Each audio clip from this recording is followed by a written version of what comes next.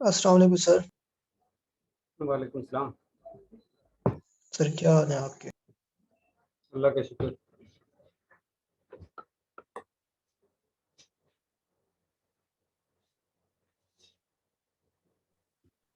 अस्सलाम वालेकुम sir.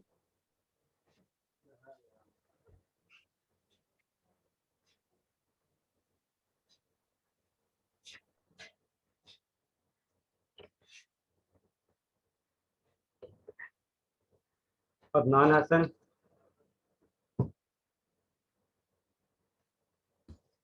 Adnan Hasan,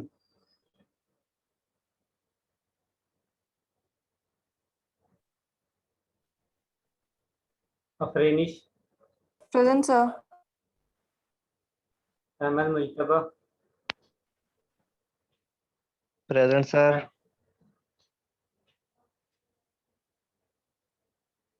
Ali Hasan, Ali Hasan, sir Adnan Hasan भी प्रेजेंट है फर्स्ट नंबर पे। Aqsa, Aqsa Khurshid, Arfa Barar, Present, sir. Arsalan, present sir. Ashan Ali, present sir. Bilal Taj, present sir. Bushra, Bushra Ashraf, Present, sir. Tahmina Mumtaz, Present, sir. Fariya Shafiq,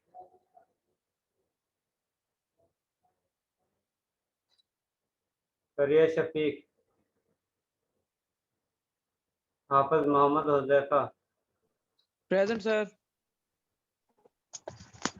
हाफिज Ishan Ali, yes sir. Hamza Ayub,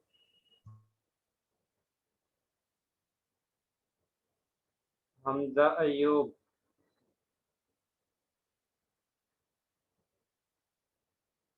Huma Imran, Present, sir. Jahanzeb, Jahanzeb, Khalid Hussain, yes sir. Khansa, Present. Kinza, Present, sir. Laiba, Present, sir. Liaquat, Liaquat,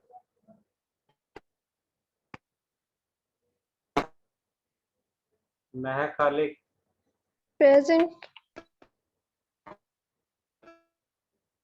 Mubashra, Mubashra Yasin,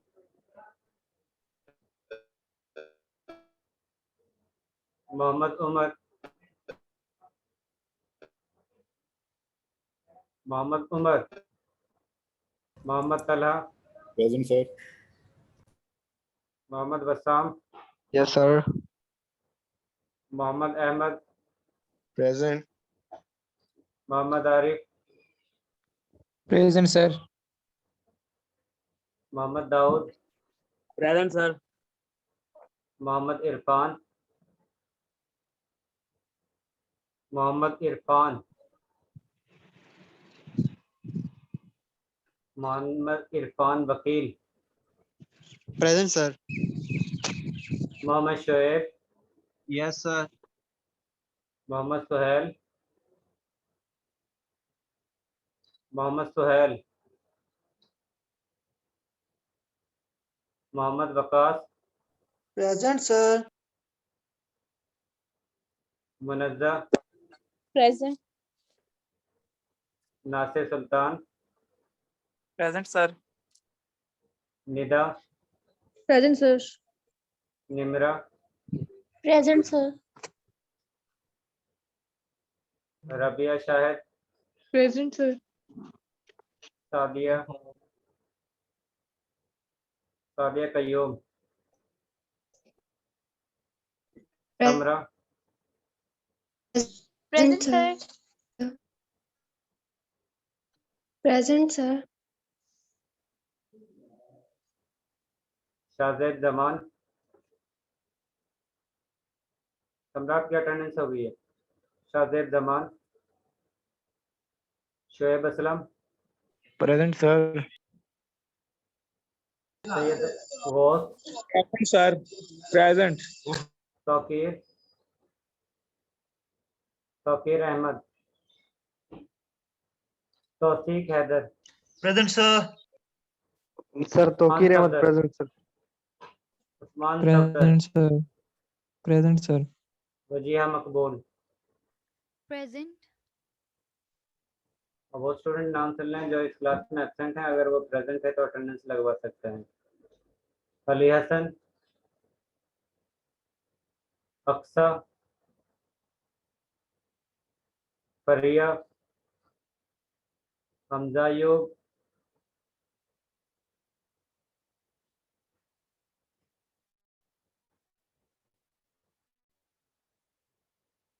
Jahanzeb, Liaquat, Yes, sir. Present, sir. Okay Liaquat, आपकी attendance हो गई है। Mubashra, Mohammad Umar, Yes, sir. Okay Mubashra, आपकी Present. Attendance हो गई है। मोहम्मद उमर,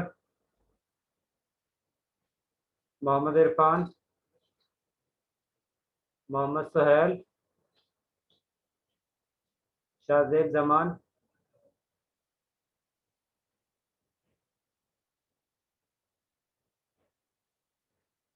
जी अदनान, अदनान हसन, जी sir. Adnan. जी लास्ट सर। टाइम हमने क्या पढ़ा था और आपने उसमें से क्या पढ़ा है? Basically, last time I think I was absent in the class. तो किस क्लास में प्रेजेंट है? I think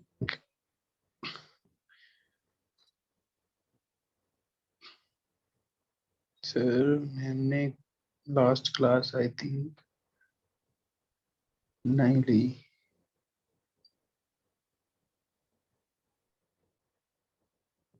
अफरीनिश,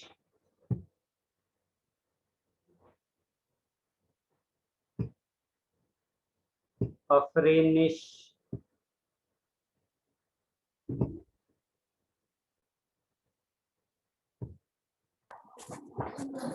Yes, sir. Last time हमने क्या स्टडी किया था? Sir, एक मिनट बस। 1 मिनट स्टडी किया था। नहीं सर, वो मैं बुक्स ले रही थी। इसका मतलब है कि आपने रीड नहीं किया है। नहीं सर, मैं बुक्स दूसरे रूम में पढ़ी हुई थी। सर, हम लोगों ने स्टैंडर्ड हीट ऑफ फॉर्मेशन पढ़ी थी, उसके अलावा हम लोगों ने बॉन्ड डिसोसिएशन एनर्जी के बारे में पढ़ा था। आपने क्या सीखा है बॉन्ड डिसोसिएशन एनर्जी से? सर, ये जो बॉन्ड डिसोसिएशन एनर्जी होती है मींस के किसी भी जो मतलब बॉन्ड्स का टूटना होता है, और ये सर डिफरेंट फैक्टर्स के ऊपर सर डिपेंड करती है, लाइक नंबर ऑफ बॉन्ड्स पे, एटॉमिक रेडियस पे और इलेक्ट्रोनेगेटिविटी डिफरेंस पे। बॉन्ड खुद ब खुद ब्रेक हो जाता है? नो सर, उसको मतलब उसको एनर्जी देते हैं। जी अहमद मुजतबा, यस सर। जी इसके अलावा हमने लास्ट टाइम क्या स्टडी किया था? सर यही किया था स्टडी हमने, जो अफरीनिश ने बताया। बस इसके अलावा कुछ भी नहीं पढ़ा था? मेरे ख्याल में सर यही किया था। आप लोगों को क्लास पार्टिसिपेशन के 5 मार्क्स हैं, एब्सोल्यूट 5 मार्क्स। और ये जो स्टूडेंट आंसर नहीं देते हैं या फिर खामोशी से बैठ जाते हैं, उनके 5 में से 0 मार्क्स लगेंगे, ये याद रखना।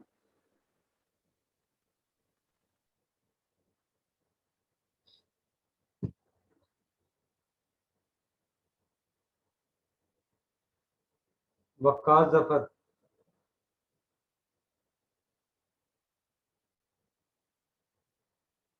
वकास जफर,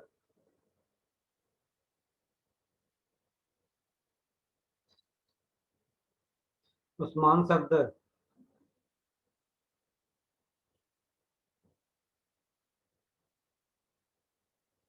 उस्मान सफदर, तौकीर अहमद। Yes sir. जी तौकीर, इसके अलावा हमने क्या पढ़ा है बॉन्ड डिसोसिएशन एनर्जी के अलावा?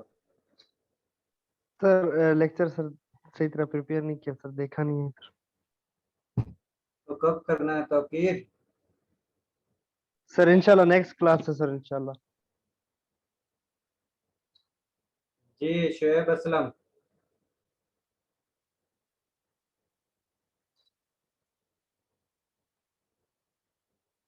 Yes sir. जी आप किस तरह बता सकते हैं कंपाउंड ज्यादा स्टेबल है, किस तरह बता सकते हैं कम स्टेबल है?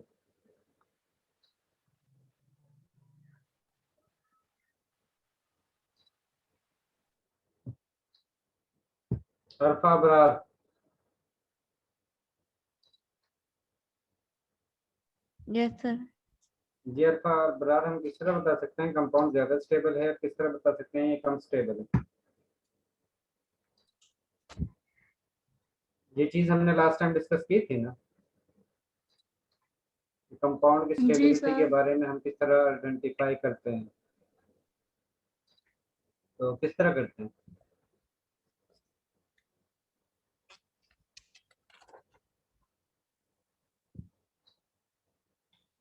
सर जी ने खमसा, लेक्चर नहीं प्रिपेयर किया हुआ। सर जी खमसा, अगर sir if product's energy is more than reactant's energy, then it mean it absorb energy from surrounding, and then it becomes unstable, and this is also known as endothermic reaction. And if the compound is unstable, it means it is more reactive if it react to any compound, other compound. ठीक है, बिल्कुल ठीक है। Munazza Shahid, Munazza,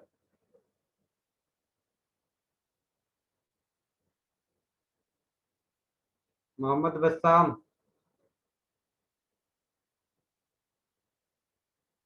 yes sir. जी Mohammad Bassam, yes sir. आपके पास ये different compound हैं, एसिटाइलिन, इथाइलिन और मीथेन, और इनके बेसिक सर इंस्ट्रूमेंट दोनों में एलिमेंट जो है वो कार्बन और हाइड्रोजन ही है, लेकिन एक जो है वो ज्यादा स्टेबल है, दूसरा कम स्टेबल है। उसके रीजन क्या है? सर जो स्टेबल होगा सर उसका आउटर मोस्ट शेल फिल होगा इलेक्ट्रॉन से, तो उस इनके तो पर सभी डिपेंड का करता आउटर मोस्ट शेल जो है वो फिल है। है। हाँ जी, जिसका फिल एसिटाइलिन होगा का वो स्टेबल होगा। एसिटाइलिन का भी फिल है, उसके वैलेंस शेल में भी 8 इलेक्ट्रॉन है। इथाइलिन जो है उसके भी आउटर मोस्ट शेल में 8 इलेक्ट्रॉन है कार्बन में। और मीथेन की जिस अगर बात करते हैं तो उस कंडीशन में भी उसके 8 इलेक्ट्रॉन ही है वैलेंस शेल में कार्बन में। हाँ जी सर। तो सभी में आउटर मोस्ट स्टेबल है, तो इसमें से ज्यादा स्टेबल कौन सा है? सर जिसके इलेक्ट्रॉन फिल होंगे सर वो ज्यादा स्टेबल होगा। स्टेबल तो सभी के हैं। सर एसिटाइलिन के ज्यादा फेमिना, है। जी फेमिना,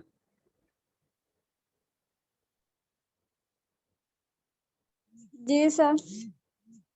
जी फेमिना, इन तीनों में से कौन सा ज्यादा स्टेबल होगा और कौन सा कम स्टेबल होगा, उसके रीजन क्या है?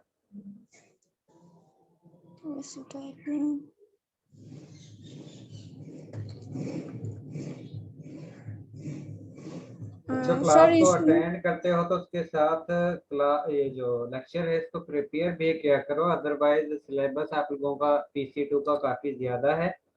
अगर आप लोग ये कहते हो कि हमने लास्ट में ही तैयारी करनी है तो फिर आप लोगों की तैयारी नहीं होनी। सर ठीक है, इसमें सिलेबस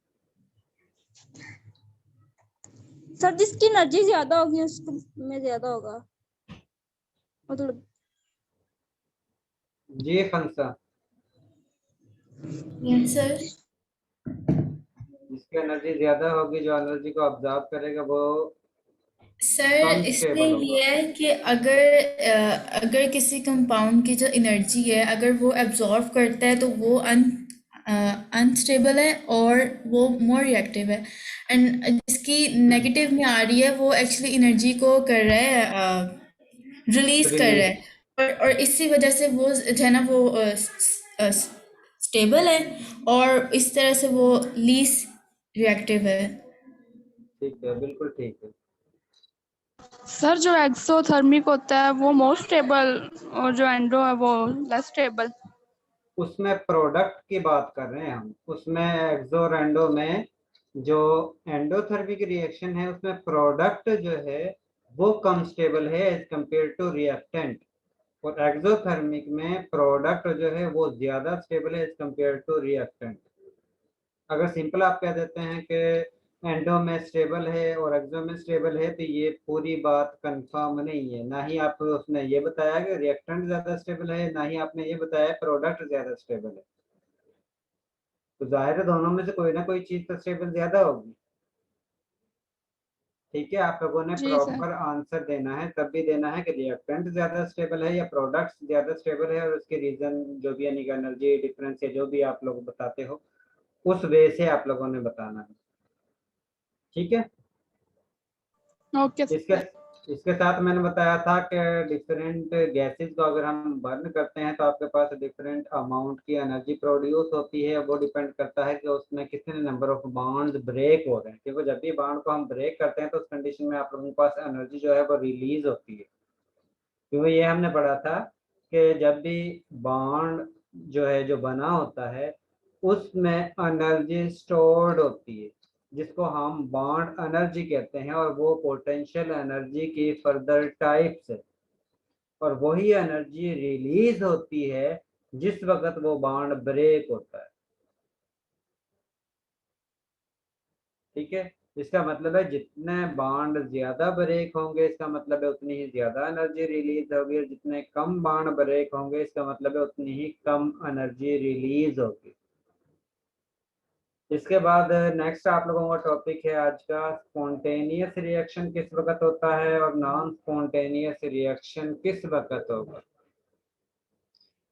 इसको एक्सप्लेन करने से पहले आप लोगों को ये पता होना चाहिए कि एंट्रोपी क्या होती है। किसी जो मॉलिक्यूल्स की रैंडमनेस है सिस्टम के अंदर उसको हम एंट्रोपी कहते हैं।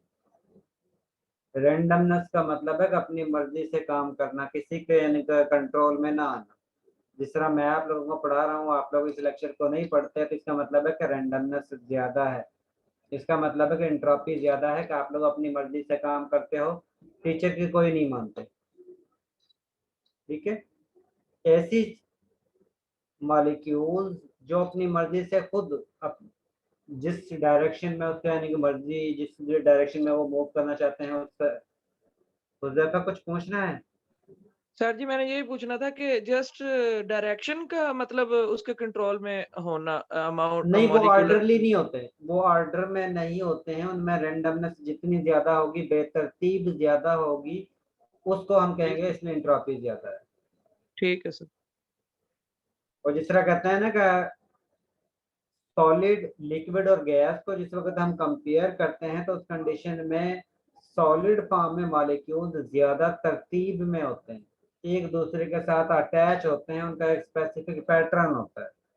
उसके बाद जिस वक्त वो सॉलिड से लिक्विड फॉर्म में कन्वर्ट होते हैं तो उस कंडीशन में उनमें रैंडमनेस जो है वो सॉलिड की निस्बत डिक्रीज हो जाती है। इसके साथ अगर वो लिक्विड से गैस फॉर्म में कन्वर्ट होते हैं तो उस कंडीशन में मजीद उनकी रैंडमनेस जो है वो इंक्रीज हो जाती है। इसका मतलब है जी सर एंट्रोपी तो टाइम पे डिपेंडेंट नहीं होती है, मतलब विद टाइम एंट्रोपी इंक्रीज हो रही है। यहाँ उसका पर सॉलिड लिक्विड से नहीं टाइम तो पर नहीं, ये डिपेंड करता है कि आप लोगों का मॉलिक्यूल के अंदर कितना यानी कि रैंडमनेस ज्यादा है, उसमें डिसऑर्डर कितना ज्यादा है।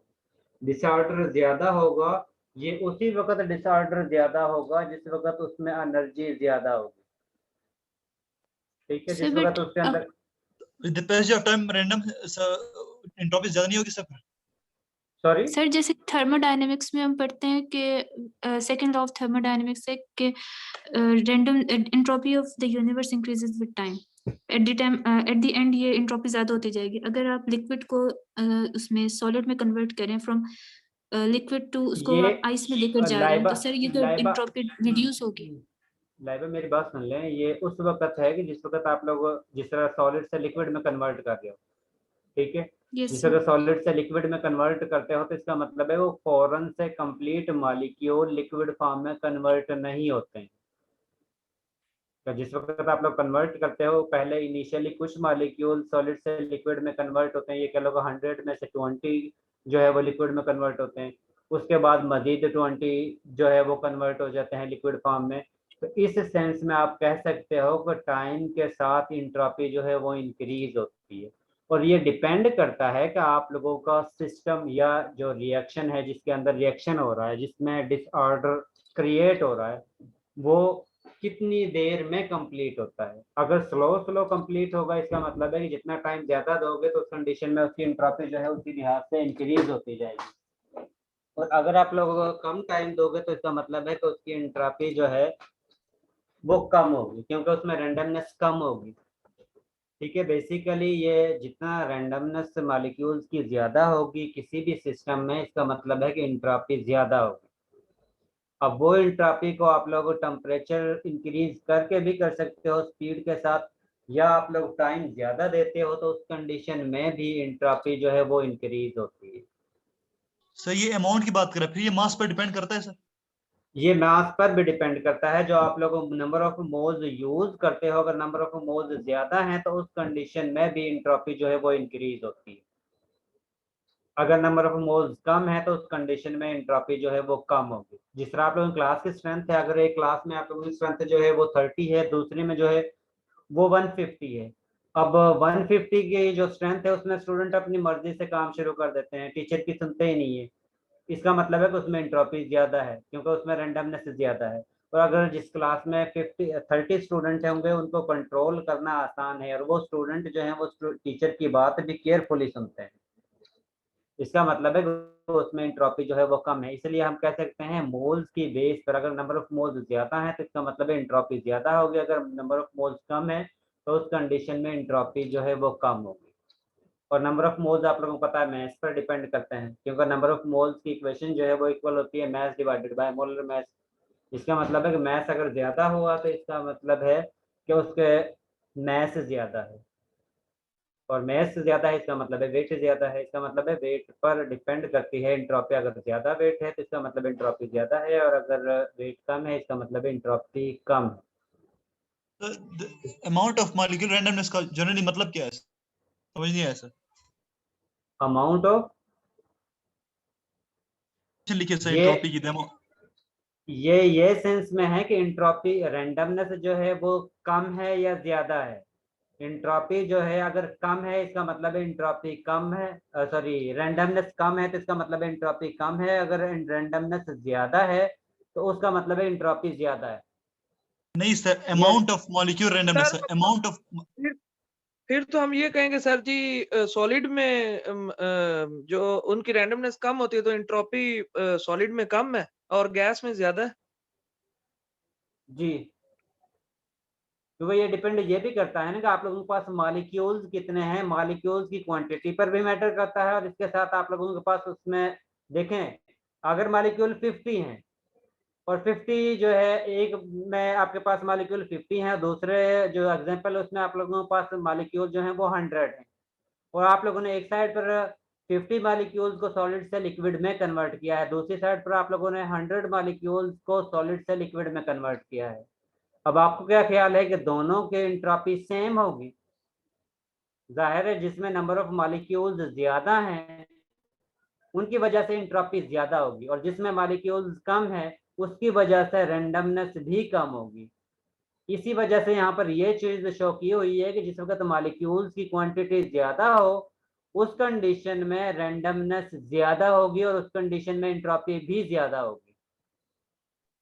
सर जी अगर अगर हम वॉल्यूम बढ़ा देते हैं, अगर जी जिस वो जो 100 मॉलिक्यूल हैं वो बड़े कंटेनर में रख देते हैं और जो 50 वाले हैं वो छोटे कंटेनर में, तो फिर तो उनकी जो रैंडमनेस होगी वो सेम हो जाएगी, क्योंकि वो वॉल्यूम उनका बढ़ जाएगा, तो वो जहाँ तक वो कर सकते रैंडमनेस वो कर सकते हैं, मतलब तो वो करेंगे तो फिर तो उनकी एंट्रोपी सेम होगी। अगर वॉल्यूम को क्लोज करते हैं फिर मॉलिक्यूल पास होंगे, तो फिर नहीं हो सकती।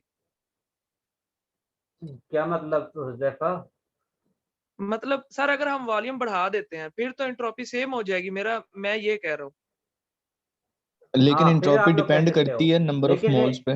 मैंने ये भी कहा है कि आप लोगों ने नंबर ऑफ मोल पर भी डिपेंड करती है एंट्रोपी का, आप लोग उसकी अमाउंट इंक्रीज कर रहे हो या डिक्रीज कर रहे हो।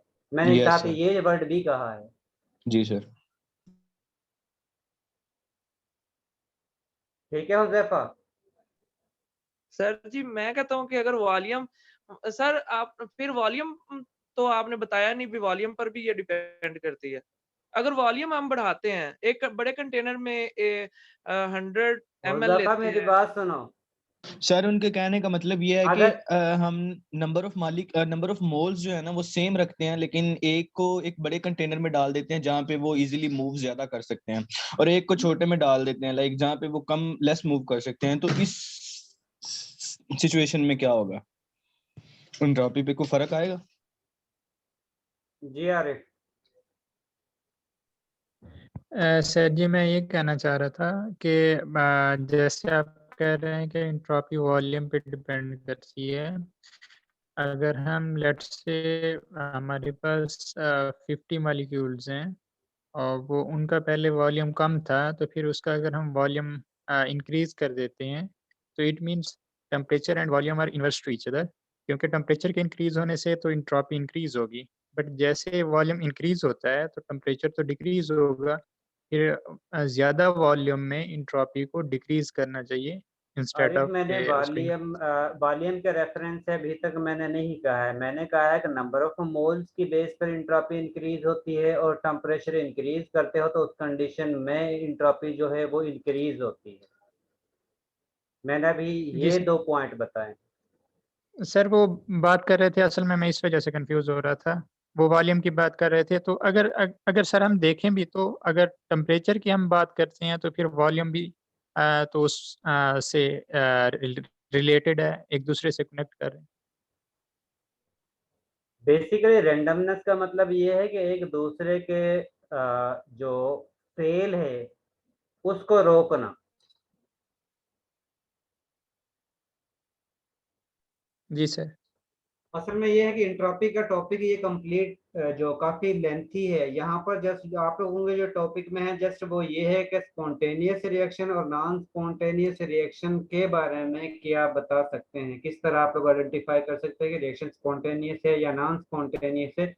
उसको टच यानी कि आप लोगों को जिस तरह कहते हैं ना कि जस्ट उसका टच एंट्रोपी जो है वो आप लोगों के सिलेबस में है, एंट्रोपी का इसकी कंप्लीट एक्सप्लेनेशन नहीं है।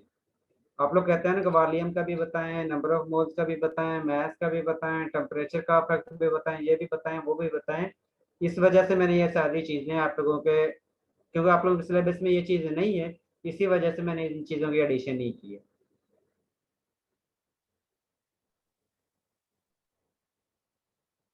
जी हुज़ैफा। जी सर। क्योंकि आप लोगों के जो कोर्स है उससे रिलेटेड मेन जो चीज आती है वो टेम्परेचर आता है इसमें, और इसके साथ नंबर ऑफ मोल्स आते हैं। ठीक है सर। ठीक है, इसलिए हम जस्ट उस फैक्टर पर ही स्टडी करेंगे।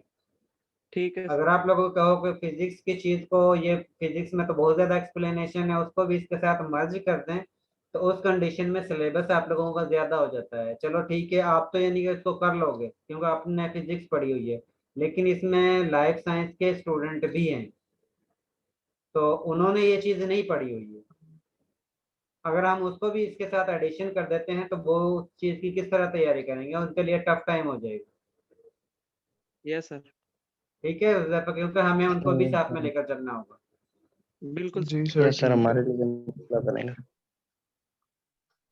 तो इसलिए हमारे पास जो सिलेबस में है उसमें जस्ट हमने इन 2 पॉइंट का ही माइंड में रखना है कि एनर्जी इंक्रीज हो रही है या डिक्रीज हो रही है मॉलिक्यूल्स की, और इसके साथ उनकी क्वांटिटी इंक्रीज हो रही है या डिक्रीज हो रही है। ठीक है, इसके एक दफा देख लो, उसके बाद फिर मैं आपको बताता हूँ दोबारा से।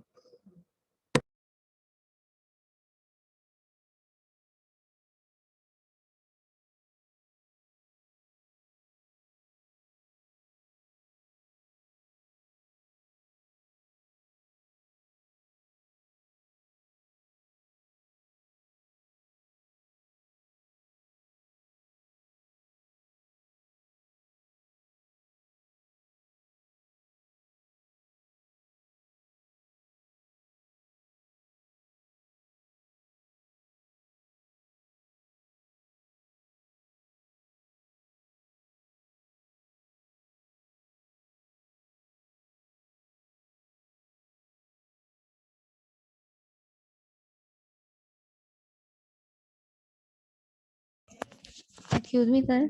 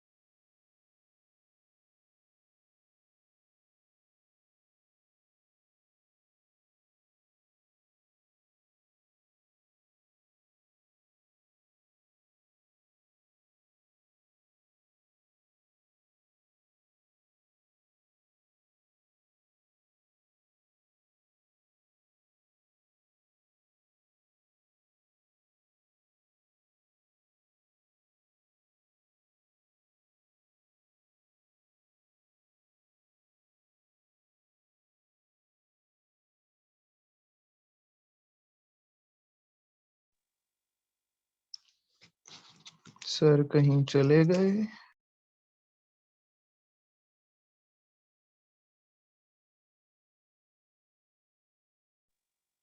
सर ने कहा है कि सारे बच्चे देख लें ये जो स्लाइड सर ने शेयर किए, फिर उसके बाद सर बताते हैं।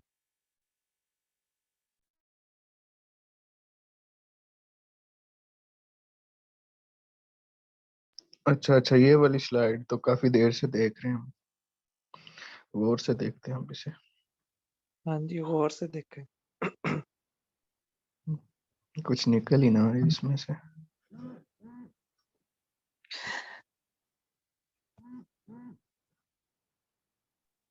कुछ नहीं टेंशन निकलता। न ले, मैं इधर ही हूँ। यस।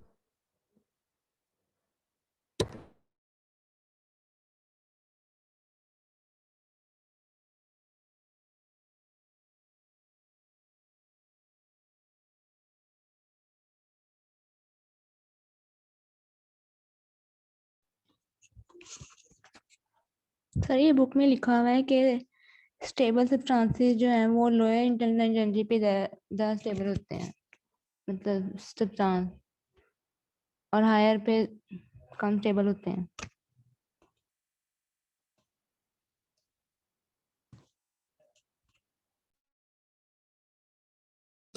एक मिनट में आपको बताता हूँ।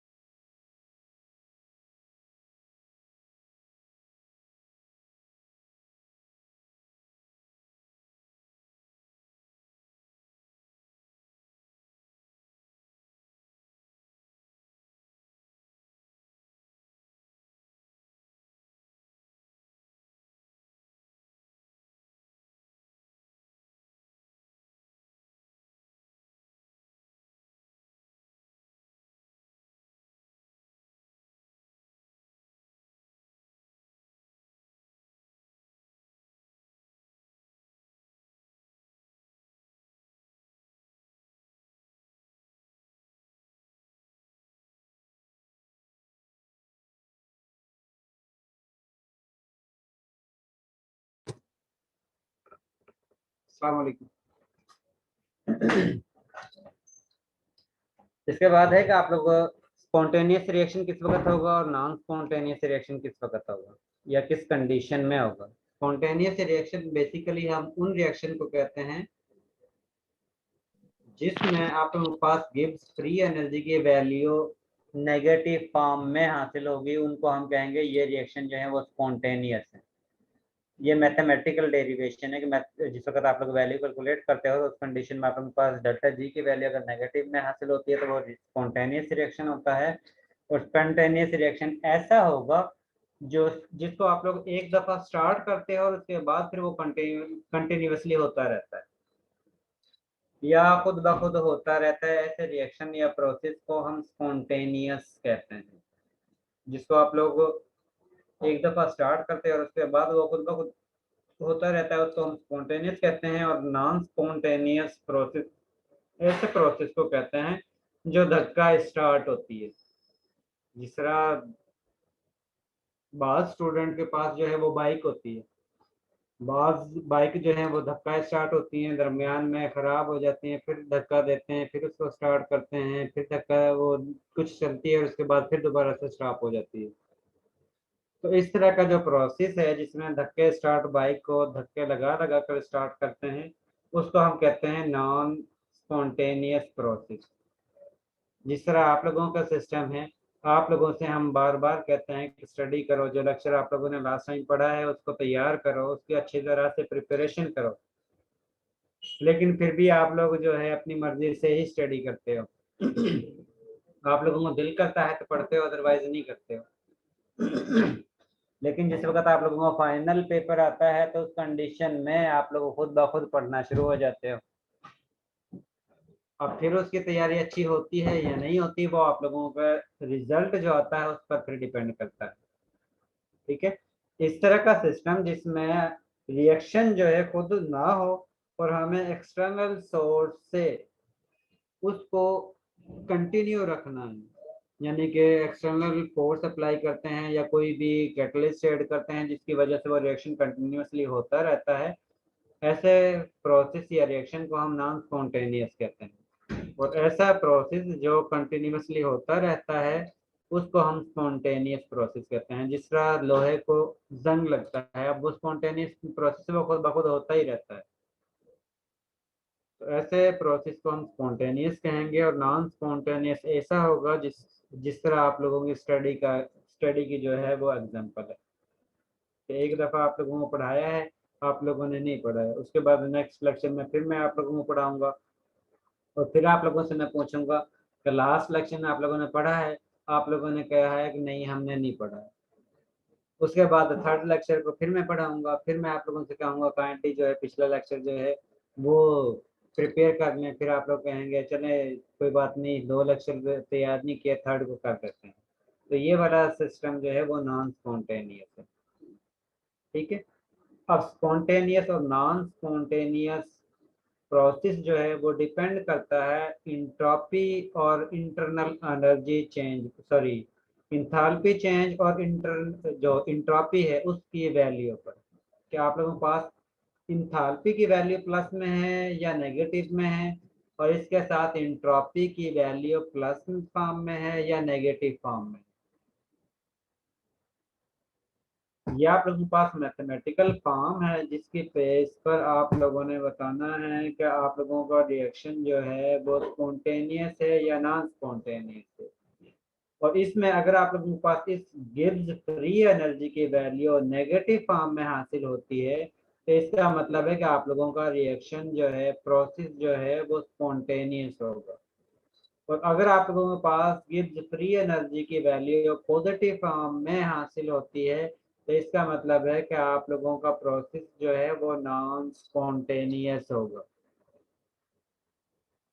ठीक है, अब वो कौन से फैक्टर हैं जिस वक्त आप लोगों के पास ये रिएक्शन स्पॉन्टेनियस होगा और किस कंडीशन में ये नॉन स्पॉन्टेनियस होगा, ये डिपेंड करता है कि आप लोगों के पास डेल्टा एच की वैल्यू इंक्रीज हो रही है या डिक्रीज हो रही है। यानी कि डेल्टा एच की वैल्यू आप लोगों के पास प्लस फॉर्म में है या फिर नेगेटिव फॉर्म में है। इसके साथ आप लोगों के पास एंट्रोपी की वैल्यू वो प्लस फॉर्म में है या नेगेटिव फॉर्म में है। और इनको सॉल्व करने के बाद अगर आप लोगों के पास वैल्यू जो है वो प्लस फॉर्म में आती है तो इसका मतलब है कि आप लोगों का प्रोसेस जो है वो नॉन स्पॉन्टेनियस है। और अगर आप लोगों को इसको सॉल्व करते हो, सॉल्व करने के बाद आप लोगों के पास वैल्यू जो है वो नेगेटिव फॉर्म में हासिल होती है, तो इसका मतलब है कि आप लोगों का प्रोसेस जो है वो स्पॉन्टेनियस है। और इस तरह हम स्पॉन्टेनियस और नॉन स्पॉन्टेनियस रिएक्शन के बारे में बता सकते हैं। सपोज आप लोगों के पास डेल्टा एच वैल्यू जो है वो प्लस फॉर्म में, अगर आप लोगों के पास डेल्टा एच की वैल्यू प्लस फॉर्म में हो और डेल्टा एस की वैल्यू भी प्लस फॉर्म में, तो इसके बाद आप लोगों के पास डिपेंड करता है कि टी डेल्टा एस की वैल्यू ग्रेटर है या इंथैल्पी चेंज की वैल्यू ज्यादा है। अगर आप लोगों के पास इंथैल्पी चेंज की वैल्यू ज्यादा है तो इसका मतलब है कि आप लोगों का आंसर जो है वो प्लस फॉर्म में हासिल होगा। और उस कंडीशन में आप लोगों का प्रोसेस जो है वो नॉन स्पॉन्टेनियस कहलाएगा। इसका मतलब है कि उसको रिएक्शन को करवाने के लिए हमें एक्सटर्नल सोर्स अप्लाई करना पड़ेगा। एक्सटर्नल सोर्स से एनर्जी प्रोवाइड कर सकते हैं या किसी और फोर्स अप्लाई कर सकते हैं जिसकी वजह से रिएक्शन हो। ठीक है। और अगर आप लोगों के पास टी डेल्टा एस की वैल्यू ग्रेटर है इंथैल्पी चेंज से, तो उस कंडीशन में आप लोगों के पास वैल्यू जो है वो नेगेटिव फॉर्म में हासिल होगी। और जिस वक्त ये नेगेटिव फॉर्म में वैल्यू हासिल होगी इसका मतलब है कि रिएक्शन जो है, प्रोसेस जो है वो स्पॉन्टेनियस है। अब इसमें दो कंडीशन है। अगर आप लोगों के पास इंथैल्पी चेंज जो है वो प्लस फॉर्म में हो और एंट्रोपी चेंज भी प्लस फॉर्म में हो, तो उस कंडीशन में अगर आप लोगों के पास टी डेल्टा एस की value greater than enthalpy change, then reaction और प्रोसेस इज स्पॉन्टेनियस। अगर आप लोगों के पास इंथैल्पी चेंज की वैल्यू ग्रेटर है टी डेल्टा एस है, तो उस कंडीशन में आप लोगों के पास ये प्रोसेस जो है वो नॉन स्पॉन्टेनियस होता है। अब ये वो कंडीशन है जिस वक्त इंथैल्पी चेंज जो है वो भी प्लस फॉर्म में हो और एंट्रोपी चेंज जो है वो भी प्लस फॉर्म में हो। इसका मतलब है कि इंथैल्पी की वैल्यू भी इंक्रीज हो रही हो और इसके साथ एंट्रोपी की वैल्यू भी इंक्रीज हो रही हो। इसके साथ सेकंड फैक्टर है, अगर आप लोगों के पास इंथैल्पी जो है वो नेगेटिव फॉर्म में हो और जो एंट्रोपी जो है वो पॉजिटिव फॉर्म में। ठीक है। अगर आप लोगों के पास देन स्पॉन्टेनियस होगा सर। इसकी एग्जांपल हम इस तरह ले सकते हैं। हाफिज, ये आप लोगों के पास इंथैल्पी चेंज की वैल्यू जो है वो सपोज 10 है, प्लस 10 में, और एंट्रोपी चेंज की वैल्यू आप लोगों के पास प्लस 2 है और टी की वैल्यू कांस्टेंट है, सपोज उसकी वैल्यू जो है वो 1 है। ठीक है। अब आप लोगों के पास जो इक्वेशन बनती है वो प्लस 10 माइनस 1 को 2 से मल्टीप्लाई करेंगे तो 2 ही हासिल होगा। तो आप लोगों के पास डेल्टा जी की वैल्यू जो बनेगी वो -10 प्लस 2। अब इसका आंसर क्या आता है? -8। अब ये वैल्यू आप लोगों के पास माइनस में हासिल हुई है, इसका मतलब है कि आप लोगों का रिएक्शन जो है वो स्पॉन्टेनियस है। सर लेकिन डेल्टा एच की वैल्यू तो आपने +10 ली है। सर जी वो तो माइनस नहीं हो जाएगी, माइनस सॉरी उसके साथ सॉरी मल्टीप्लाई हो सॉरी जाएगी। सॉरी +8 आएगा। कि ये प्लस की वैल्यू है, ठीक है, और इसकी वैल्यू जो है आप लोगों के पास -2 है, क्योंकि ये +2 को 1 से मल्टीप्लाई करेंगे तो +2 हासिल होगा और प्लस को -1 से माइनस से मल्टीप्लाई करेंगे तो आप लोगों के पास यहाँ पर माइनस की वैल्यू हासिल होगी। तो उस कंडीशन में आप लोगों के पास एंथैल्पी चेंज की वैल्यू प्लस में है और एंट्रोपी चेंज की वैल्यू भी प्लस में है, लेकिन जिस वक्त आप लोग इसको सॉल्व करते हो इस कंडीशन में एंथैल्पी चेंज की वैल्यू ज्यादा है, एंट्रोपी की वैल्यू कम है, और उस कंडीशन में आप लोगों के पास वैल्यू जो है वो +8 हासिल होती है। और जिस वक्त प्लस फॉर्म में आप लोगों के पास वैल्यू हासिल होगी इसका मतलब है कि रिएक्शन जो है वो नॉन स्पॉन्टेनियस है। और इसके इनवर्स, अगर आप लोगों के पास एंट्रोपी की वैल्यू जो है वो +10 है, हम सपोज कर रहे हैं सेकंड में, और आप लोगों के पास जो इंथैल्पी चेंज है उसकी वैल्यू +2 है, तो उस कंडीशन में ये इक्वेशन आप लोगों के पास जो बनती है वो है 2 प्लस का और माइनस ये 10 को 1 से मल्टीप्लाई करेंगे तो 10 आएगा और प्लस को माइनस से मल्टीप्लाई करेंगे तो माइनस आएगा, तो माइनस का 10 आप लोगों के पास वैल्यू हासिल होगी। और इस कंडीशन में जिस वक्त हम इनको एडिशन करते हैं तो आप लोगों के पास आंसर जो है वो -8 हासिल होता है। ठीक है, अब इस कंडीशन में आप लोगों के पास साइन जो डेल्टा जी का हासिल हो रहा है वो नेगेटिव में, जी, और जिस वक्त ये आप लोगों के पास डेल्टा स्पॉन्टेनियस है। जी की वैल्यू नेगेटिव फॉर्म में हासिल होगी, इसका मतलब है कि रिएक्शन जो है या प्रोसेस जो है वो स्पॉन्टेनियस है। जी सर। अब मतलब दोनों सर में अगर एंट्रोपी जो है वो नेगेटिव होगी तो स्पॉन्टेनियस रिएक्शन होगा।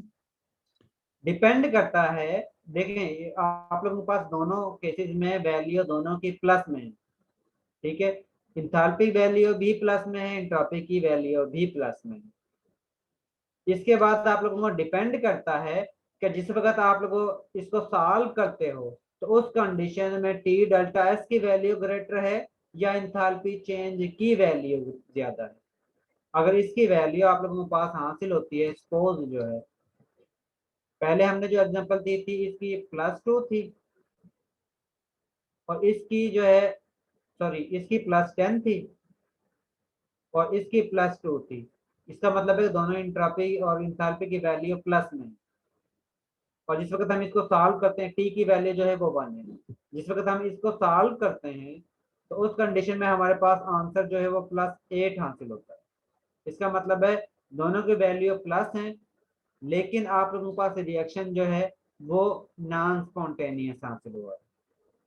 सर जी जहाँ पर हमने +2 लिखा है, अगर एस की वैल्यू हमारे पास -2 हो, ऑलरेडी -2 हो और वो माइनस से मल्टीप्लाई होगा तो वो तो फिर मुज़फ़्फ़ा ये प्लस दूसरा पॉइंट है, पहले ये तो समझ लो कि जिस वक्त दोनों की प्लस में वैल्यू हो, क्योंकि वो पॉइंट भी हमने साथ में डिस्कस करने हैं।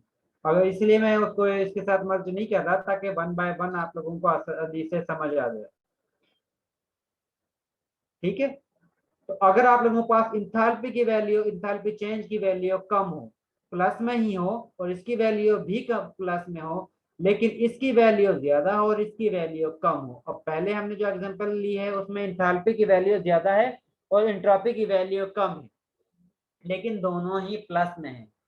अब दूसरी एग्जांपल लेते हैं, उसमें आप लोगों के पास इंथैल्पी की वैल्यू कम है और एंट्रोपी की वैल्यू ज्यादा है, लेकिन दोनों वैल्यू प्लस में ही हैं। जिस वक्त हम इसको सॉल्व करते हैं तो हमारे पास वैल्यू जो है वो -8 वैल्यू हासिल होती है। अब इस कंडीशन में हमारे पास माइनस साइन आया है, माइनस साइन का मतलब है कि ये रिएक्शन जो है वो स्पॉन्टेनियस है। इसका मतलब है कि जिस वक्त आप लोगों के पास इंथैल्पी चेंज भी प्लस में हो, एंट्रोपी चेंज भी प्लस हो, तो उस कंडीशन में डिपेंड करता है कि इंथैल्पी की वैल्यू ज्यादा है या एंट्रोपी की वैल्यू ज्यादा है।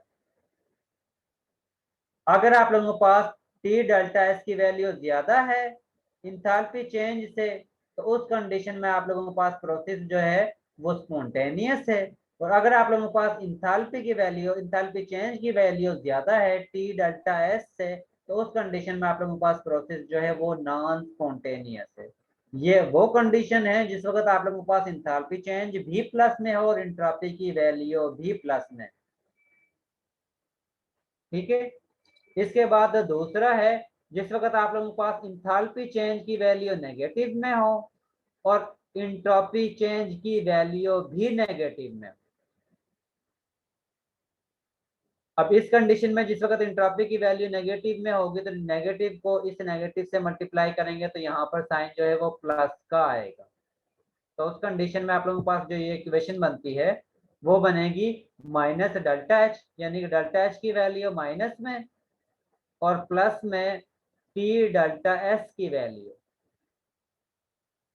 अब इस कंडीशन में भी अगर आप लोगों के पास आंसर नेगेटिव में हासिल होगा तो इसका मतलब है कि स्पॉन्टेनियस है, और अगर पॉजिटिव में हासिल होगा तो नॉन स्पॉन्टेनियस है। अब नेगेटिव में किस वक्त हासिल होगा और पॉजिटिव में किस वक्त हासिल होता है, ये डिपेंड करता है कि आप लोगों के पास डेल्टा एच की वैल्यू ज्यादा है या टी डेल्टा एस की वैल्यू ज्यादा है?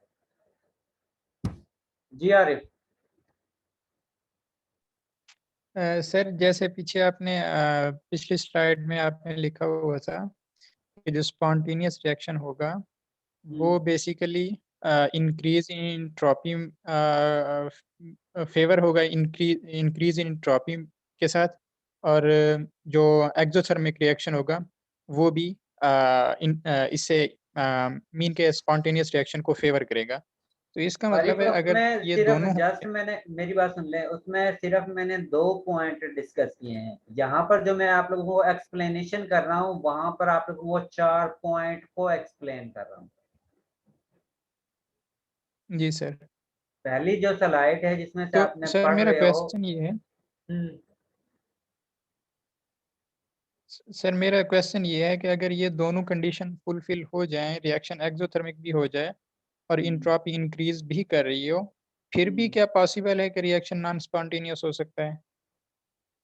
हो सकता है, डिपेंड करता है कि आप लोगों के पास ये वैल्यू जो है प्लस में है नेगेटिव में। देखें जिस वक्त प्लस में दोनों वैल्यू हमने देखी है, पहले हमने दोनों वैल्यू प्लस में चेक की है।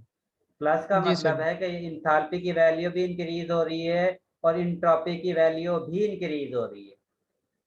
जी और सर। उस कंडीशन मैंने हमने ये भी देखा है कि एक कंडीशन में रिएक्शन जो है वो स्पॉन्टेनियस है, एक नॉन स्पॉन्टेनियस है, और वो दोनों कंडीशन में इंथाल्पी की वैल्यू भी इंक्रीज हो रही है और इंट्रोपी की वैल्यू भी इंक्रीज हो रही है। मतलब सर हम उन दो कंडीशन को यूनिवर्सल नहीं बोल सकते, वो जो पहले दो नहीं, कंडीशन। यूनिवर्सल नहीं कह सकते, यूनिवर्सल नहीं कह सकते। जी सर, थैंक यू। ठीक है,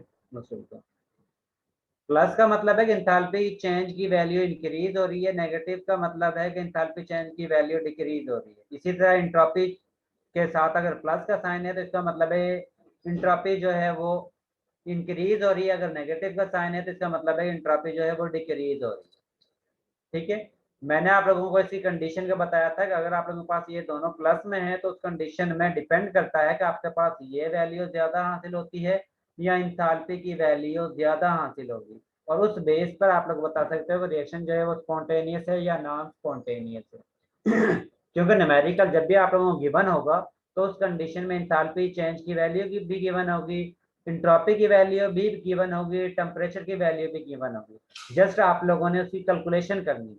कैलकुलेशन के बाद अगर आप लोगों के पास प्लस में साइन आता है तो इसका मतलब है नॉन स्पॉन्टेनियस है, अगर कैलकुलेशन के बाद नेगेटिव में साइन आता है तो इसका मतलब है स्पॉन्टेनियस है।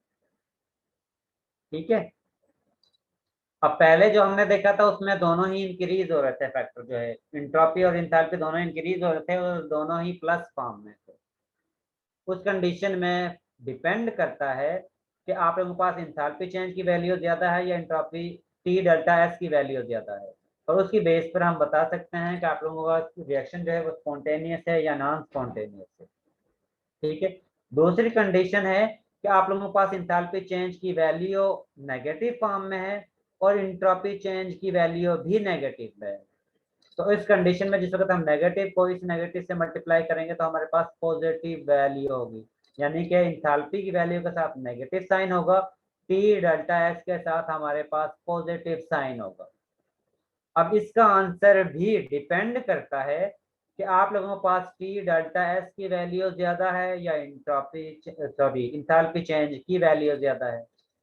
अगर आप लोगों के पास ये वैल्यू जो कि इक्वल है टी डेल्टा एस के और ये नेगेटिव वैल्यू जो है वो इक्वल है इंथैल्पी चेंज के, अगर आप लोगों के पास ये वैल्यू ज्यादा होगी और ये वैल्यू कम होगी तो उस कंडीशन में दोनों को सम करेंगे तो हमारे पास वैल्यू जो है आंसर जो है वो प्लस फॉर्म में हासिल होगा।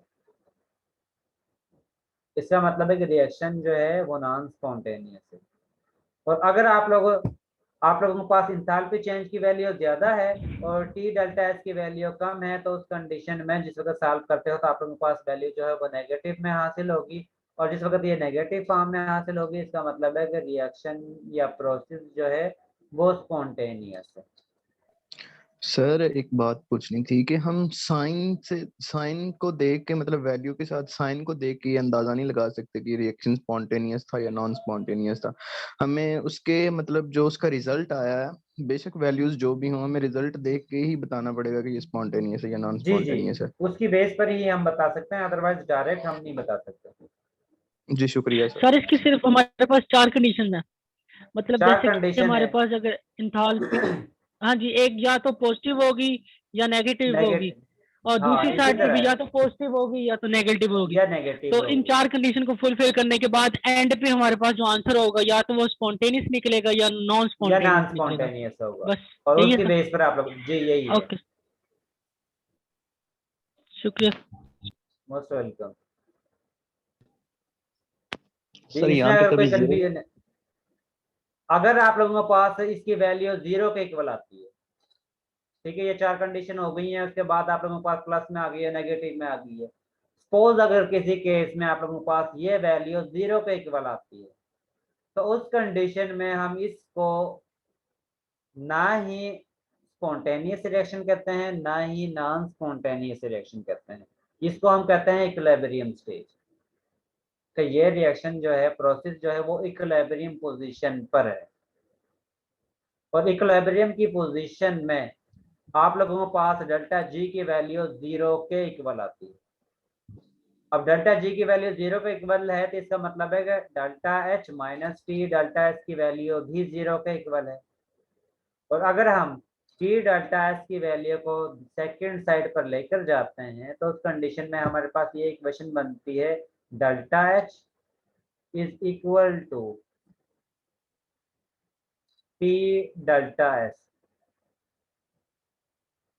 और अगर हम इसको फर्दर रीअरेंज करते हैं कि टेम्परेचर को एक साइड पर रहने दें और डेल्टा एस को सेकंड साइड पर लेकर जाते हैं, तो उस कंडीशन में हमारे पास ये इक्वेशन बनती है, delta H divided by delta S. Delta. और इस कंडीशन में ये इक्वेशन जो है आप लोगों को ये शो कर रही है कि आप लोगों के पास इंथैल्पी चेंज और एंट्रोपी चेंज का फैक्टर जो है वो डायरेक्टली प्रोपोर्शनल होगा, क्योंकि हमारे पास यहाँ पर टेम्परेचर जो है वो कांस्टेंट है। इसका मतलब है जिस वक्त हम इनको सॉल्व करेंगे तो हमारे पास वैल्यू जो है वो कांस्टेंट हासिल होनी चाहिए। इसका मतलब है कि इंथैल्पी चेंज होगी तो उस कंडीशन में एंट्रोपी भी चेंज होगी। अगर इंथैल्पी डिक्रीज हो रही है तो इसका मतलब एंट्रोपी भी डिक्रीज होगी। ठीक है, और उस कंडीशन में ही हमारे पास इक्विलिब्रियम स्टेज हासिल हो सकती है। ओके सर, ये चीज क्लियर है, और इस बेस पर हम बता सकते हैं कि आप लोगों का रिएक्शन जो है वो स्पॉन्टेनियस है, नॉन स्पॉन्टेनियस है, या इक्विलिब्रियम स्टेज में है।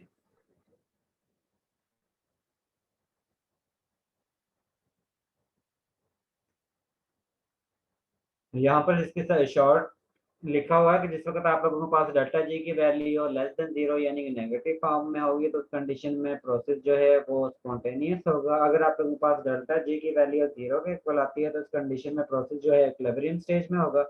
और अगर आप लोगों के पास डेल्टा जी की वैल्यू ग्रेटर देन 0 यानी कि प्लस फॉर्म में होगी, तो उस कंडीशन में प्रोसेस जो है वो नॉन स्पॉन्टेनियस होगा। और ये हमें जिस वक्त आप लोग इस इक्वेशन को सॉल्व करते हो उस कंडीशन में ही पता चलता है कि आप लोगों का रिएक्शन जो है वो स्पॉन्टेनियस है या नॉन स्पॉन्टेनियस है। जी आरिफ। सर मुझे ये पूछना था कि हम इस पूरे रिएक्शन के दौरान टेम्परेचर को कांस्टेंट रखते हैं। लेट्स से हमने एक रिएक्शन के लिए टेम्परेचर को 2 केल्विन रखा, तो क्या हम उसी रिएक्शन को उसके टेम्परेचर को चेंज करा के उसे नॉन स्पॉन्टेनियस से स्पॉन्टेनियस या स्पॉन्टेनियस से नॉन स्पॉन्टेनियस में कन्वर्ट कर सकते हैं? डिपेंड करता है कि आप लोगों को टेम्परेचर चेंज करने से इंथैल्पी चेंज और एंट्रोपी चेंज पर क्या इफेक्ट हो रहा है। सर वो क्योंकि बिल्कुल ये वो लाजमी तो नहीं है कि आप लोगों सेम के पास टेम्परेचर इंक्रीज करने से इंथैल्पी चेंज हो रही है और एंट्रोपी डिक्रीज हो रही है, ये भी हो सकता है। डिपेंड करता है ना कि आप लोगों का सिस्टम कैसा है। कि अगर आप लोगों के पास टेम्परेचर चेंज करने से उसकी एंट्रोपी और इंथैल्पी चेंज होती है, वो डायरेक्टली प्रोपोर्शनल नहीं है, तो उस कंडीशन में आप लोग इसको स्पॉन्टेनियस से नॉन स्पॉन्टेनियस में या नॉन स्पॉन्टेनियस से स्पॉन्टेनियस में कन्वर्ट कर सकते हो। ये हर एक पर अप्लाई नहीं होता है, लेकिन ये लाजमी नहीं है ये रूल हर एक पर अप्लाई हो। सर लेकिन ठीक जब है? हम टेम्परेचर इंक्रीज करेंगे सर तो जी इंट्रॉपी भी तो इंक्रीज करेगी, तो वो मतलब लेट से वो रिएक्शन पहले स्पॉन्टेनियस था तो वो स्पॉन्टेनियस ही देखिए रहेगा या आरिफ, ये भी तो देखिए ना, बाद रिएक्शन आप लोगों के पास एक्सोथर्मिक होते हैं, बाद रिएक्शन आप लोगों के पास एंडोथर्मिक होते हैं। अब एंडोथर्मिक में आप लोग एनर्जी प्रोवाइड करते हैं तो रिएक्शन होता है। अब एक्सोथर्मिक में भी आप लोग रिएक्शन में एनर्जी प्रोवाइड करते रहो तो वो रिएक्शन होगा। जी आरिफ, अब जी सर। एक्सोथर्मिक में अगर आप देखें आप लोगों के पास अगर रिएक्शन एंडोथर्मिक है तो उस कंडीशन में एनर्जी प्रोवाइड करोगे तो रिएक्शन फॉरवर्ड होगा, यानी कि जी सर। रिएक्शन में प्रोसीड करना है। अगर आप जी लोग जी एक्सोथर्मिक में भी एनर्जी प्रोवाइड करना शुरू कर देते हो कि आप जी लोग सर। कहते हो इसमें तो एंट्रोपी इंक्रीज ही होनी है, तो उस कंडीशन में भी रिएक्शन होगा। No sir. उस कंडीशन में तो नहीं होता ना। इसका मतलब है कि डिपेंड करता है कि आप लोग सिस्टम कैसा यूज कर रहे हो, उसकी बेस पर ही जी सर। टेम्परेचर को इंक्रीज या डिक्रीज करके हम उसको कंट्रोल कर सकते हैं। अदरवाइज डायरेक्ट हम कहते हैं कि भाई टेम्परेचर इंक्रीज करने से हर सिस्टम ही कंटिन्यू ये नॉन स्पॉन्टेनियस से स्पॉन्टेनियस में कन्वर्ट हो जाता है, ये फिजिबल नहीं है। जी सर। सर मैं एग्जांपल इस तरह से दे सकता हूँ, अगर लेट से कि हमारी डेल एच जो थी वो पहले 10 थी प्लस में, और हमारे पास जो इंट्रॉपी थी वो 2 थी, वो भी प्लस में थी, और हमारे पास एक जो टेम्परेचर था वो 1 केल्विन था। तो अब हमारे पास जो आंसर आएगा वो +8 में आएगा और हमारा रिएक्शन नॉन स्पॉन्टेनियस हो गया। तो अब गुड, अगर मैंने आपसे ये कहा है कि डिपेंड करता है कि आप लोगों के पास टेम्परेचर इंक्रीज करने से इंट्रॉपी की वैल्यू पर और इंथैल्पी की वैल्यू पर क्या अफेक्ट होता है। सर मैं वही बात कर रहा हूँ सर, अगर अब मैं टेम्परेचर दोबारा इंक्रीज कर देता हूँ तो क्या सेम इंथैल्पी हम यूज कर सकते हैं, मतलब वही 10 यूज करेंगे या वो भी चेंज हो जाएगी, मैं ये पूछना चाह रहा हूँ। चेंज हो जाती है। अरे हर सिस्टम का मैंने ये कहा है कि हर सिस्टम के लिए इंथैल्पी सेम नहीं होती है, चेंज होती है। टेम्परेचर चेंज करोगे इंथैल्पी चेंज होगी। ठीक जिस तरह ठीक सर। इंटरनल एनर्जी चेंज होगी इसके साथ इंथैल्पी भी चेंज होगी। जी सर। वो ठीक। प्लस में भी हो सकती है, माइनस में भी हो सकती है, वो डिपेंड करता है कि सिस्टम आपका कैसा है। यहाँ पर आप लोगों के पास एक एग्जांपल है जिसमें लिखा हुआ है कि आप लोगों इथाइलीन का रिएक्शन करते हो ब्रोमीन के साथ तो आप लोगों के पास ये प्रोडक्ट लिक्विड फॉर्म में हासिल होता है। अब ये पूछता है कि इस एग्जांपल में आप लोगों के पास इंट्रॉपी इंक्रीज हो रही है या डिक्रीज हो रही है। जी अदनान, इंट्रॉपी जो है इंक्रीज हो रही है या डिक्रीज हो रही है। एंट्रोपी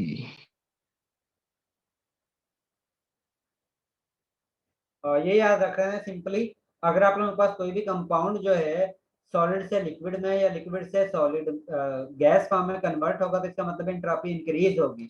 इसके साथ जी सर। अगर रिएक्टेंट से प्रोडक्ट के नंबर ऑफ मोल्स इंक्रीज होते हैं तो उस कंडीशन में भी एंट्रोपी जो है वो इंक्रीज होगी। यहाँ पर हमारे पास रिएक्टेंट के नंबर ऑफ मोल्स 2 है, प्रोडक्ट का नंबर ऑफ मोल्स 1 बन रहे हैं, और इसके जी साथ सर। हमारे पास रिएक्टेंट जो है वो दोनों ही गैस फेज में है लेकिन प्रोडक्ट जो है वो लिक्विड फेज में है। इसका मतलब है कि इस फेज रिएक्टेंट की एंट्रोपी जो है वो ज्यादा है, प्रोडक्ट की एंट्रोपी जो है वो कम है, और हम भी डेल्टा एस की वैल्यू प्रोडक्ट की एंट्रोपी माइनस रिएक्टेंट की एंट्रोपी कैलकुलेट करते हैं। ठीक है, तो इसका मतलब है कि जिस वक्त रिएक्शन हो रहा है तो उस कंडीशन में एंट्रोपी जो है वो डिक्रीज हो रही है। ठीक है, और अगर आप लोगों से ये पूछा जाए कि इसके साथ साइन क्या होगा तो आप लोगों ने इस वैल्यू को इसमें से माइनस करोगे तो आप लोगों के पास वैल्यू जो है वो नेगेटिव फॉर्म में हासिल होगी। इसका मतलब है कि एंट्रोपी जो है वो नेगेटिव फॉर्म में है। इसी तरह आप सर लोगों के ये पास सेकंड फिर थोड़ा एग्जांपल दोबारा बता दें। है। सॉरी क्या कहा है सर वो रिएक्टेंस वाला दोबारा बता दें कि रिएक्टेंस के नंबर ऑफ मोल्स ज़्यादा होंगे तो एंट्रोपी ज़्यादा होगी। आप लोगों को मैंने दो चीजें बताई थी कि टेम्परेचर के चेंज करने से आप लोगों के पास एंट्रोपी जो है वो इंक्रीज होती है। इसके साथ मैंने आप लोगों को बताया था कि नंबर ऑफ मोल्स अगर इंक्रीज होते हैं तो उस कंडीशन में भी एंट्रोपी जो है वो इंक्रीज होती है। ठीक है, आप लोगों ने जब भी आप लोगों के पास ऐसी एग्जांपल हो तो उस कंडीशन में आप लोगों ने सबसे पहला काम ये करना है, आप लोगों ने ये चेक करना है कि मॉलिक्यूल्स गैस फॉर्म से लिक्विड में कन्वर्ट हो रहे हैं या सॉलिड फॉर्म से लिक्विड में कन्वर्ट हो रहे हैं या लिक्विड से सॉलिड में कन्वर्ट हो रहे हैं या गैस फॉर्म में कन्वर्ट हो रहे हैं। अगर मॉलिक्यूल जो है वो सॉलिड से लिक्विड में कन्वर्ट होंगे तो इसका मतलब है कि एंट्रोपी जो है इंक्रीज होगी, और अगर लिक्विड से गैस फॉर्म में कन्वर्ट होंगे तो उस कंडीशन में भी एंट्रोपी जो है वो इंक्रीज होगी। और अगर इसके इनवर्स है, यानी कि गैस फेज से लिक्विड फेज में कन्वर्ट हो रहे हैं तो उस कंडीशन में एंट्रोपी जो है वो डिक्रीज हो रही है। इसी तरह अगर आप लोगों के पास लिक्विड से सॉलिड फॉर्म में मॉलिक्यूल कन्वर्ट होंगे तो उस कंडीशन में भी एंट्रोपी जो है वो डिक्रीज होगी। इसके साथ दूसरा आप लोगों ने ये चेक करना है रिएक्टेंट और प्रोडक्ट के नंबर ऑफ मोल्स में कितना सर यहाँ पे डिफरेंस मेरे है। क्वेश्चन है। जी अहमद, जल्दी पूछो क्योंकि टाइम भी हो यस गया। सर जिस अहमद तरह ये आपकी हमारे पास प्रोडक्ट जो बनना है ये लिक्विड, अहमद आपकी आवाज कट रही है। तो अभी यहाँ पे तो अगर यहाँ पे मोल की अहमद आपकी आवाज नहीं आ रही। प्रोडक्ट में अगर मोल ज्यादा होते हैं, अहमद आपकी आवाज कट रही है। अगर सर यहाँ मैं पर कह रहा इसके हूँ नंबर ऑफ मोल्स ज्यादा होते हैं, इसके नंबर ऑफ मोल्स कम होते तो उस कंडीशन में भी मेन हमने गैस फेज को कंसीडर करना है, ओके सर। क्योंकि गैस फेज में ही उनके आजादी से वो मूव कर सकते हैं, रेंडमनेस ज्यादा होती है। ओके ठीक सर। है, लिक्विड फॉर्म में कम होती है। ये इसके साथ में आंसर भी दिया हुआ है। जी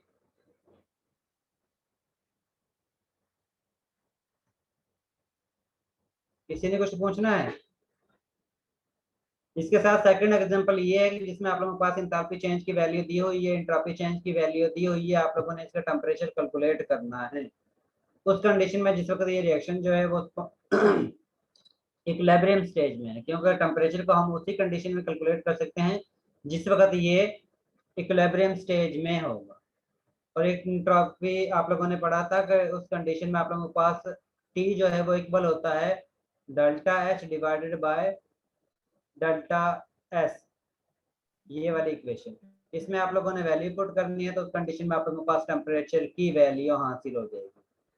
इसके बाद वो कहता है कि आप लोगों के पास जो वैल्यू हासिल होती है, अगर आप लोगों के पास स्टैंडर्ड कंडीशन हो तो उस कंडीशन में ये रिएक्शन स्पॉन्टेनियस होगा या नॉन स्पॉन्टेनियस होगा। स्टैंडर्ड कंडीशन में उसके टेम्परेचर की वैल्यू जो दी हुई है वो 25 डिग्री सेल्सियस दी हुई है। इसको आप लोगों ने पहले केल्विन में कन्वर्ट करना है।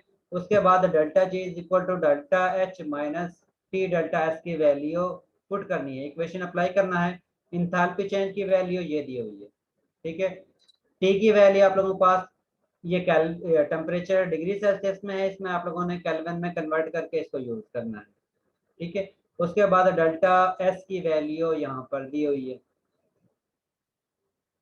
क्योंकि आप लोगों के पास यहाँ पर वैल्यू ये जाउल पर केल्विन में है और यहाँ पर वैल्यू आप लोगों के पास एंथैल्पी चेंज जो है वो किलो जाउल में है। इसका मतलब है कि पहले आप लोगों ने एंट्रोपी चेंज को किलो जाउल में कन्वर्ट करना है और उसके बाद आप लोगों ने इसको फार्मूले में पुट करना है। जिस वक्त आप लोग इसको किलो जाउल में कन्वर्ट करते हो तो ये इक्वल होती है 0.16 के। उसके बाद जिस वक्त आप लोग इस इक्वेशन को सॉल्व करते हो तो सॉल्व करने के बाद आप लोगों के पास ये वैल्यू प्लस फॉर्म में हासिल होती है। अब ये वैल्यू आप लोगों के पास प्लस फॉर्म में हासिल हुई है, इसका मतलब है कि रिएक्शन या प्रोसेस जो है आप लोगों के पास नॉन स्पॉन्टेनियस है, स्पॉन्टेनियस नहीं है। ठीक है, इस तरह हम बता सकते हैं कि रिएक्शन जो है वो स्पॉन्टेनियस होता है या नॉन स्पॉन्टेनियस होता है। वो हमें पता चलता है जिस वक्त आप लोगों के पास वैल्यू जो है आंसर जो है वो प्लस फॉर्म में हासिल होता है या नेगेटिव फॉर्म में हासिल होता है। इसके साथ आप लोगों के पास ये इक्वेशन है जिसमें आप लोगों के पास सॉलिड से गैस फेज में कन्वर्ट हो गए हैं, तो उस कंडीशन में आप लोगों ने साइन बताने हैं कि एंट्रोपी इंक्रीज हो रही है या डिक्रीज हो रही है, और एंथैल्पी इंक्रीज हो रही है या डिक्रीज हो रही है। ठीक है, और इसके साथ आप लोगों को ये चैप्टर जो है वो कंप्लीट हो गया।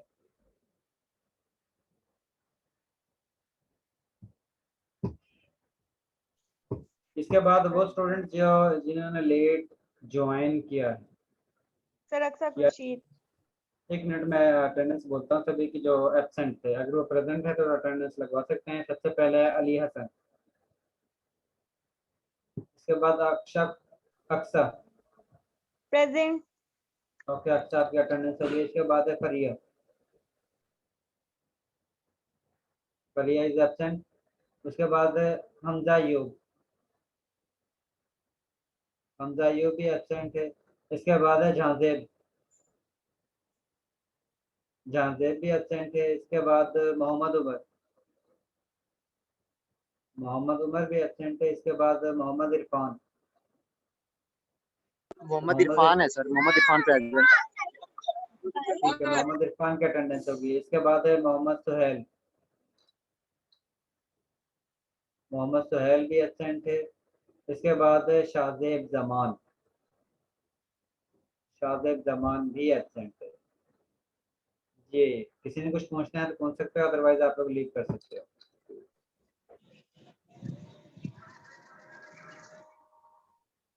अल्लाह हाफिज़। सर रिकॉर्डिंग का पूछना था। रिकॉर्डिंग मैं भी अपलोड कर देता हूँ। सर वो प्रीवियस कोई भी रिकॉर्डिंग नहीं है एलएमएस पे। और मैंने एलएमएस पे लिंक शेयर किया हुआ है, ये आप लोगों का एलएमएस है और एलएमएस में ओपन करके दिखा देता हूँ। मैंने वहाँ पर जो है सारे लेक्चर जो है उनकी सर आज रिकॉर्डिंग हमने शेयर की हुई है। मैंने एक मिनट मैं आपसे शेयर सर कर मैंने दिखा चेक देता किया है, हूँ, कहीं पे भी नहीं। मैं दिखा देता हूँ। आप लोगों का सेक्शन पी है, ये आप लोगों का सेक्शन है। और इसमें जिस तरह आप लोगों के पास सेशन 1 है, सेशन 1 के ये लेक्चर मटेरियल, इसको आप लोग स्क्रीन ओपन नहीं करते शेयर हो रही। सॉरी सर स्क्रीन नहीं शेयर हो रही। स्क्रीन नहीं शेयर। एक मिनट,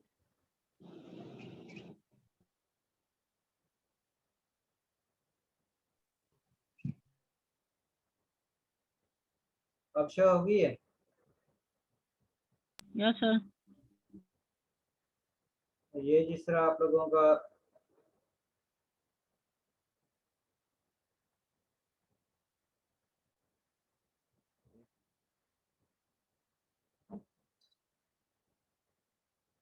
सेशन 1 लेक्चर मटेरियल,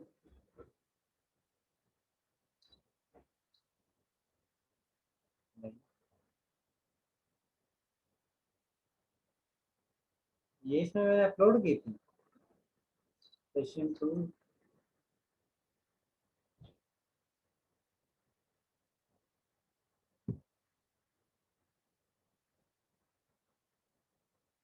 इसमें तो मैंने टोटल जो है लेक्चर अपलोड किए थे, ये शो क्यों नहीं हो रहे? सर आप मेल कर दिया करें।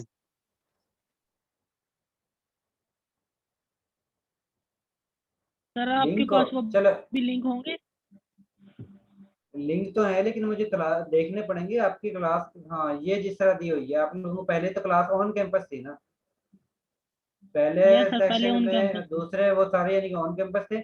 बाकी आप लोगों का ये लास्ट वीक वो ऑनलाइन हुआ है और ये वीक जो है ऑनलाइन हुआ है। इसमें ये लास्ट वीक के आप लोगों के क्लासेस हैं जिसका आप लोगों का लिंक साथ में ये लेक्चर मटेरियल में शेयर किए हुए हैं।